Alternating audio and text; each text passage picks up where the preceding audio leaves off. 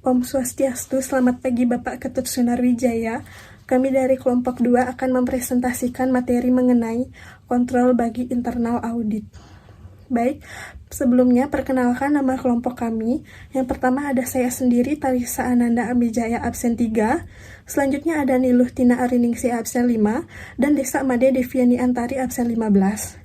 Baik, materi yang pertama yaitu adalah definisi kontrol.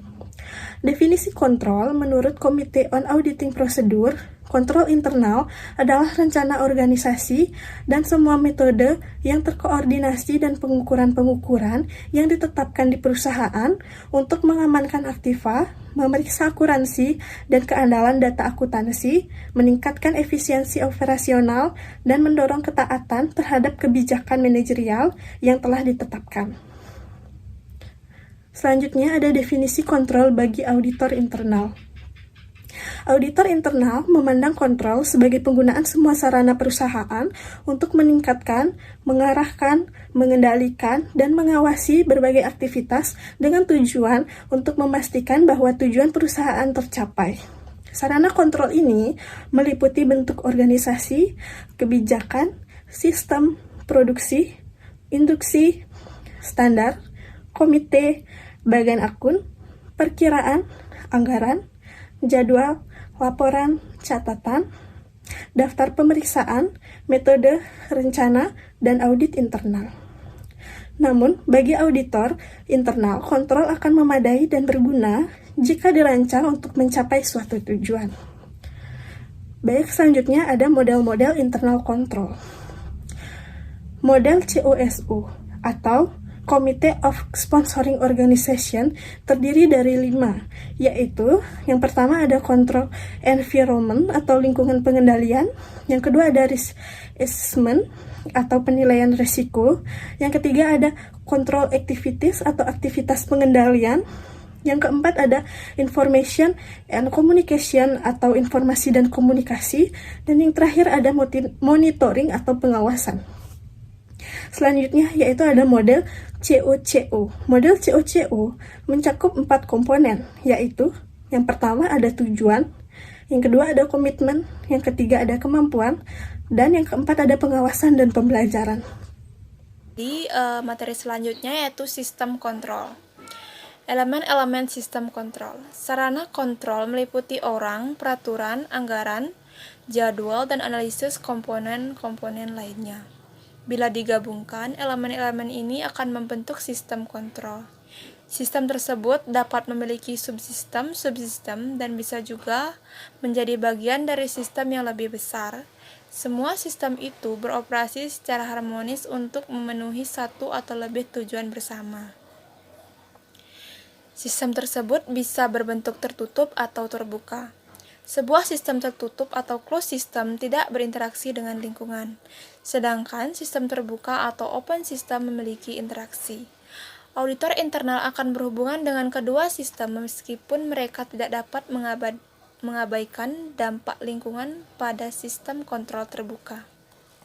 Selanjutnya, pentingnya kontrol. Kontrol menjadi lebih penting bagi organisasi-organisasi besar. Manajer tidak dapat mengawasi secara pribadi segala sesuatu yang menjadi tanggung jawabnya. Jadi mereka harus mendelegasikan kewenangannya ke bawahan yang berfungsi sebagai wakilnya. Merancang sistem kontrol untuk memastikan bahwa tugas yang diselesaikan dan tujuan dicapai merupakan tanggung jawab manajemen. Manajer bertanggung jawab untuk menetapkan kontrol, mempertahankannya, memodifikasi apa yang harus diubah, dan memperhatikan informasi yang diberikan oleh sistem kontrol. Yang selanjutnya, standar-standar operasi, di mana standar-standar operasi bisa jadi merupakan elemen-elemen kunci dalam proses kontrol.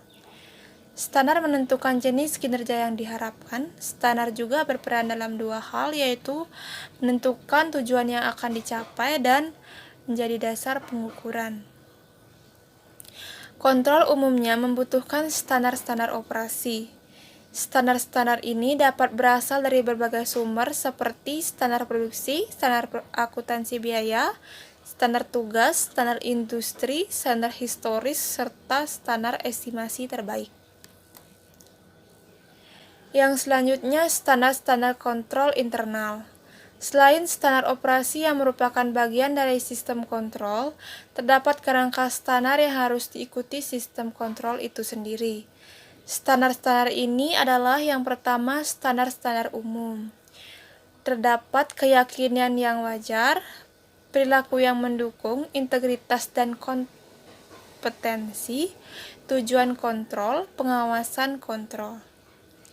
Yang kedua ada standar-standar rinci, terdapat dokumentasi, pencatatan transaksi dan kejadian dengan layak dan tepat waktu, otorisasi dan pelaksanaan transaksi dan kejadian, pembagian tugas, pengawasan, serta akses dan akuntabilitas sumber daya dan pencatatan. Yang selanjutnya karakteristik internal kontrol. Auditor internal dapat mengevaluasi sistem kontrol dengan menentukan kesesuaiannya dengan kriteria yang ditetapkan seperti berikut ini. Yang pertama, tepat waktu, yang kedua ekonomis, yang ketiga akuntabilitas, yang keempat penerapan, yang kelima fleksibilitas, yang keenam menentukan penyebab, yang ketujuh kelayakan, dan yang terakhir masalah-masalah dengan kontrol. Yang selanjutnya sarana untuk mencapai kontrol. Sarana operasional yang dapat digunakan manajer untuk mengendalikan fungsi di dalam perusahaan adalah yang pertama, organisasi, kebijakan, prosedur personalia, akuntansi, penganggaran, serta pelaporan. Sekian presentasi dari saya, akan dilanjutkan oleh rekan saya. Terima kasih. Baik, di sini saya akan melanjutkan materi selanjutnya, yaitu laporan auditor internal, kontrol internal. Jadi, auditor internal ini diharapkan ahli dalam aspek kontrol dan juga diharapkan memiliki pengetahuan yang lebih mengenai prinsip-prinsip manajemen, terutama kontrol yang merupakan elemen yang paling dominan.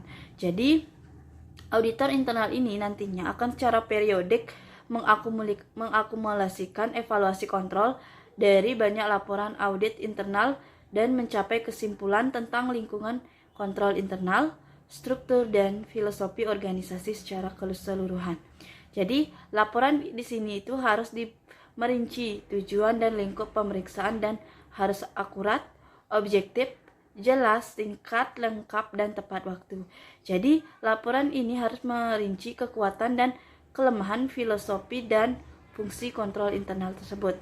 Jadi di sini laporan harus menyebutkan tindakan korektif yang telah atau belum diambil menyusul rekomendasi audit dalam audit sebelumnya, dan pernyataan tentang resiko dan kerawanan yang mungkin timbul bila tindakan korektif tidak dilakukan. Kemudian bahan-bahan penyusunan laporan ini berasal dari kontrol self-assessment yang dilakukan oleh manajemen pada berbagai tingkatan dan para pegawai non-manajerial yang bisa memberikan lebih banyak fakta untuk dimasukkan ke dalam laporan. Nantinya, pihak yang menerima laporan ringkas ini adalah komite, organisasi audit, ataupun pihak-pihak yang berkepentingan lainnya.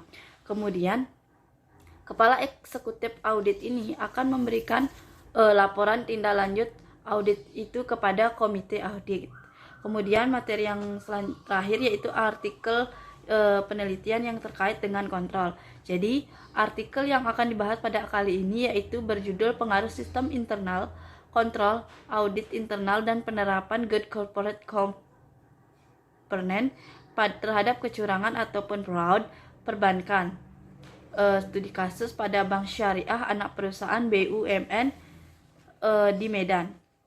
Jadi, penelitian ini dilatar belakangi oleh kecurangan-kecurangan ataupun fraud yang kerap terjadi di dunia perbankan. Kasus-kasus fraud yang terjadi dalam dunia perbankan dapat terjadi dan dilakukan oleh siapa saja, baik pihak eksternal maupun pihak internal. Sistem internal kontrol, audit internal, dan penerapan Good Corporate Governance atau GCG itu merupakan beberapa hal yang sangat penting digunakan oleh pihak perbankan. Jadi, untuk dapat menjalankan roda bisnisnya dengan baik tanpa ada tindakan-tindakan ilegal yang dilakukan adalah untuk mencari tahu pengaruh sistem internal kontrol, audit internal, dan penerapan GCG terhadap kecurangan ataupun fraud dari pihak perbankan.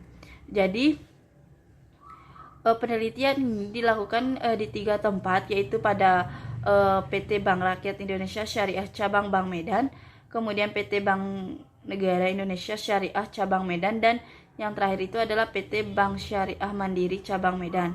Jadi pada hasil penelitian ini diungkapkan bahwa secara parsial itu sistem internal kontrol berpengaruh negatif terhadap fraud, yang berarti bahwa semakin baik sistem internal kontrolnya, maka tingkat kecurangan akan semakin menurun. Hal ini dapat mencegah terjadinya kecurangan-kecurangan yang disengaja maupun yang tidak disengaja untuk kepentingan pribadi semata. Kemudian, hasil yang kedua yaitu secara parsial, audit internal itu berpengaruh negatif signifikan terhadap kecurangan ataupun fraud. Hal ini berarti semakin baik audit internal dalam sebuah perusahaan, maka tingkat kecurangan itu akan menurun. Sehingga hal ini dapat kita artikan bahwa dengan menerapkan sistem pemeriksaan yang baik atas segala aktivitas operasional perusahaan, maka tingkat kecurangan-kecurangan atau fraud yang akan terjadi dapat ditahan ke tingkat terkecil dan dapat menjauhkan perbankan dari kerugian.